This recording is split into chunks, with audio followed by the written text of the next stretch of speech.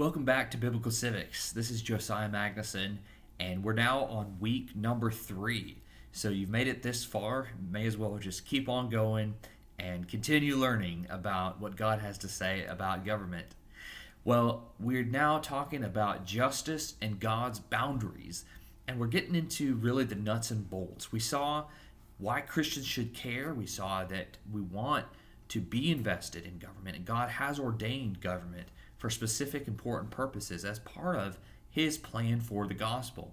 We've also seen that there is a theology of liberty, that because of God's character, because of who he is, freedom is possible, and tyranny is not right. It's not morally justifiable in a universe where God has made the laws and made every single one of us as individuals. So now let's get into a little bit more of what is the purpose for civil government. Let's talk about the idea of justice.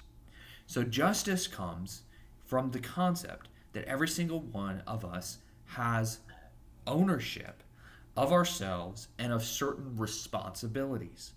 When somebody stops us from doing our responsibilities, that is a violation of our rights. And so the idea of responsibility creates the idea of rights. Because God has commanded us to do certain things, we have an obligation to do those things. We have an obligation to certain rights, therefore, in pursuit of those responsibilities. And so we'll study a little bit about how that works this lesson and then in the next lesson as well. These rights really can be refined down to 2 main points.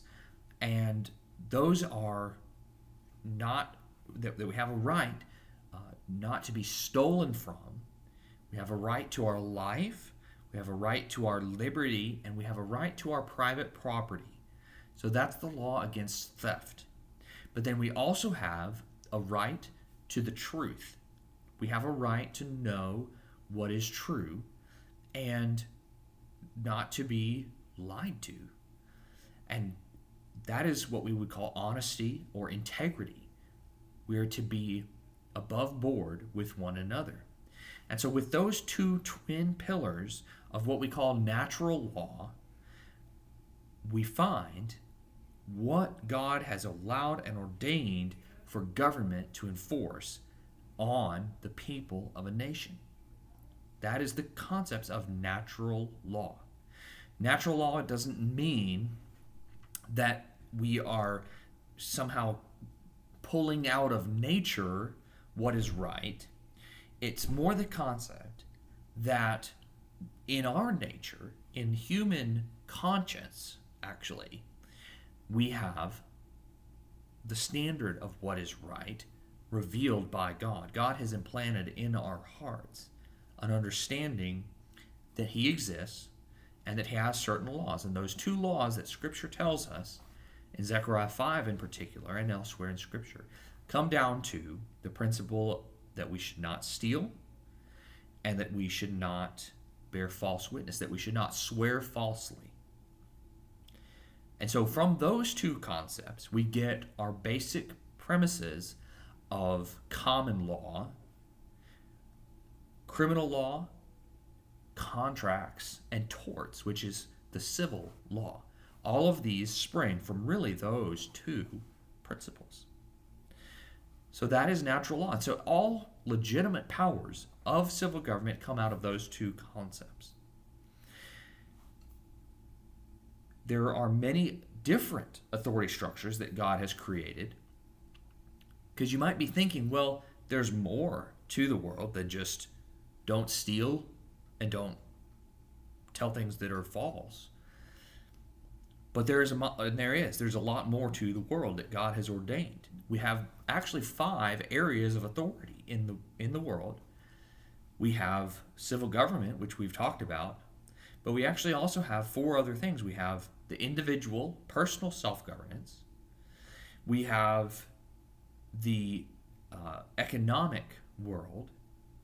We have the family, and we have church government. So these are all types of government. These are all types of authority.